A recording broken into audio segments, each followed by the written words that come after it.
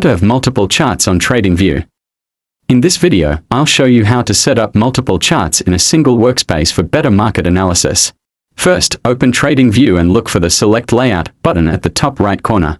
Click on it, and you'll see different multi-chart layout options, such as 2, 4, or more charts in a single view. Choose the layout that fits your needs. Keep in mind that using multiple charts is a premium feature, so you'll need a Pro, Pro Plus, or Premium subscription to unlock it.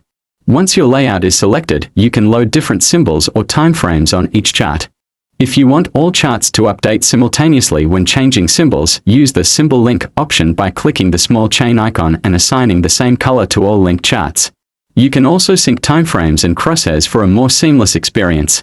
This setup is perfect for traders who want to compare different assets, analyze multiple timeframes, or track correlated markets side by side. And that's it. Now you know how to display multiple charts on Tradingview like a pro.